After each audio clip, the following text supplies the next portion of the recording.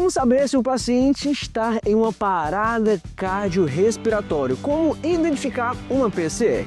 Fala, enfermagem! Eu sou o professor e enfermeiro Ivo Salles e nessa aula eu quero te ensinar detalhe por detalhe, como você nunca viu antes, como você consegue identificar da maneira certa, segundo as últimas recomendações, que um paciente está em parada cardiorrespiratória. Mas para você entender tudo e não perder nenhum detalhe, é imprescindível que você fique atento a esse vídeo até o final e anote todos os detalhes importantes para você não cometer um erro de porventura o paciente está parado na sua frente e você não conseguir identificar isso por falta de um conhecimento. Então, fica aqui comigo que eu vou te ensinar como você nunca viu como identificar uma PCR. Eu sou o professor e enfermeiro Ivo Salles e seja bem-vindo ao Descomplica Enfermagem.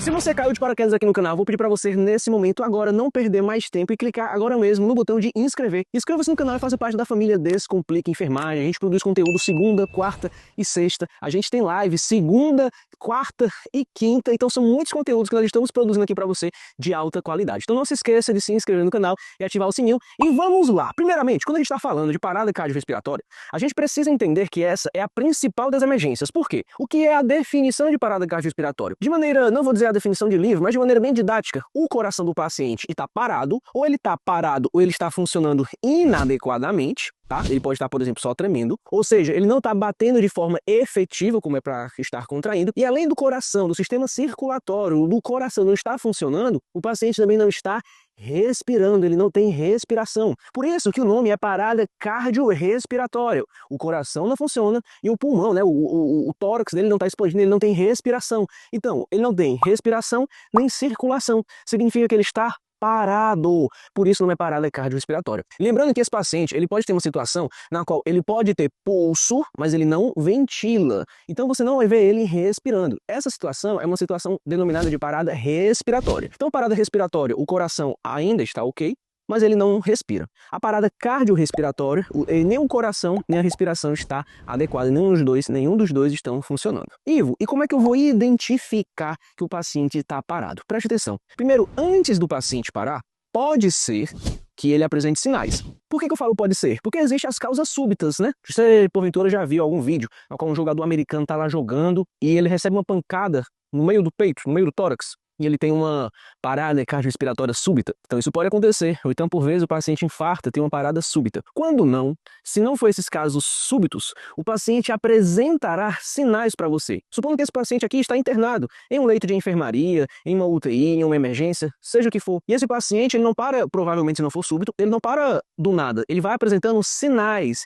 E estes sinais de que, se você não fizer nada, esse paciente vai parar, é o choque. Esse paciente vai apresentar sinais de choque. Choque, vai ter um fio elétrico e esse fio vai eletrocutar ele? Não. Choque é a definição de uma hipoperfusão tecidual. O que isso quer dizer? Quer dizer que não chega oxigênio nos tecidos, não tem oxigênio nos tecidos desse paciente. O oxigênio é vital para a respiração, então ele está hipotenso, o coraçãozinho dele pode estar taquicárdico, a sua respiração pode estar ofegante e uma hora ele vai cansar. Por isso que dentro da cadeia de sobrevivência intra-hospitalar existe o elo da vigilância, onde você consegue vigiar esse paciente e prever as possíveis causas da parada cardiorrespiratória. Não é o tema dessa aula, mas eu vou relembrar para você. Existem nas causas reversíveis de parada cardiorrespiratória os 5Hs e os 5Ts. Quais são os 5Hs? Hipovolemia, hipoxemia, H+ de acidose, hipotermia e hipercalemia, concentração de potássio, tá? E a gente também vai ter os 5Ts, que é a tensão sobre o tórax, que é o pneumotórax, TEP, que é o tromboembolismo pulmonar, tromboembolismo coronariano, que é o infarto, toxinas e tamponamento cardíaco. Essas são 10 causas, né, como um todo, 5H, 5T, totalizam 10, que podem fazer com que o paciente evolua para uma parada cardiorrespiratória, tá? E são causas reversíveis. Ok, eu entendi isso, mas como é que eu consigo olhar para um paciente e identificar que ele está parado? Bom, o primeiro sinal disso é que o paciente vai apresentar uma inconsciência. O paciente parado, ele não vai estar com os olhos abertos, olhando para você, gesticulando, conversando normalmente. Não, ele vai apresentar inconsciente. Então ele vai estar aqui, ó, de olhos fechados, como se fosse dormindo, tá? E aí você precisa saber se de fato esse paciente está dormindo ou não. Então, o primeiro passo é verificar a responsividade. Então você vai tocar nos dois tórax, nos dois hemitórax do paciente. A recomendação é que seja uma você verifica essa responsividade de forma tátil e vigorosa, que você não fique fazendo carinho nele. Opa, sua Dona Maria, seu João. Você pegue de forma firme e de forma bilateral, porque esse paciente pode ter alguma diminuição de sensibilidade apenas de um lado, tá? Então você vai chamá-lo pelo nome, se você o conhecer, seu Néter, ou então você pode, se você não conhece, Senhor, Senhor, você me escuta, Senhor, Senhor, e se ele estiver acordado, ele vai acordar, ou abrir os olhos, ou reagir de alguma forma, se ele não estiver em parada cardiorrespiratória. Agora, se porventura esse paciente estiver parado, aí ele não vai responder, tá? Lembrando que existe uma ressalva aqui, porque na pediatria, nos bebês, e aí bebê entenda, até 1 ano de idade, a verificação da responsividade não é dessa forma, a gente verifica ali no pezinho dele, tá? Então, verifiquei que o paciente está inconsciente. Qual é o próximo passo? Bem, o próximo passo é você verificar agora pulso e ventilação simultaneamente, tá? Então, você vai verificar o pulso e a ventilação desse paciente. Então, quer dizer que eu vou pegar aqui no braço dele e vou sentir esse pulso? Não! O pulso que você vai sentir é um pulso central. Esse pulso aqui é um pulso periférico. Quando a pressão do paciente está baixa, pode ser que você não sinta esse pulso aqui. Por isso que a gente precisa avaliar um pulso central. E quais são as recomendações? Qual é o pulso central que nós vamos ter? Nós vamos ter o pulso carótido e a femoral. E existe uma preferência de qual dos dois avaliar? Sim, o coração está mais próximo de onde? Está mais próximo da carótida ou da artéria femoral? Está mais próximo da carótida. Então, é melhor avaliar a carótida. E por vezes você vai precisar expor o paciente, expor a região genitália para sentir o pulso na femoral. Então, é melhor, se você estiver ali numa situação pública, é mais de fácil acesso verificar esse pulso na carótida, tá? Então você vai verificar um pulso central e um pulso proximal. O que eu quero dizer com pulso proximal? Entenda que a carótida, eu tenho a carótida direita e a carótida esquerda, não é isso? Você vai ver a carótida que está ao seu lado. Por exemplo, eu estou do lado direito do néter, eu vou verificar a artéria direita dele. O que eu não posso fazer é isso aqui, ó, colocar a minha mão do outro lado, tá bom? E a recomendação, eu posso colocar esses 2 dedos ou esses 3 dedos aqui, tá bom? Aí talvez algumas pessoas falam, mas Ivo, esse dedo aqui tem pulsação própria. Gente, a gente está avaliando uma artéria carótida. É bem diferente, bem mais forte um pulso da carótida, que é uma artéria calibrosa, do que o pulso na ponta do dedo, né? Então vamos ter bom senso. Sem falar que o BLS, Basic Life Support, nas imagens do seu manual, ele diz que pode ser feito com esses 2 dedos ou com esses 3 dedos, tá? Então muito cuidado aí com as aulas que vocês assistem, tá? Então pulso central e proximal. Pulso central e proximal, não vou colocar do outro lado, vou colocar desse. Muito cuidado para não ter a síndrome do Homem-Aranha, que tem gente que verifica o pulso dessa forma aqui, ó. Homem-Aranha, Homem-Aranha. Não, coloque a palma da sua mão voltada para baixo e o dorso voltado para cima, tá? E só para ficar claro, para você saber o local exato da carótida. Aqui nós temos a nossa via aérea, a laringe, a cartilagem cricoide. Aqui do lado nós temos o esternocleidomastoide. O local que nós vamos verificar o pulso é entre esses dois. Então observe que aqui existe um sulco. É nesse local que você vai verificar o pulso.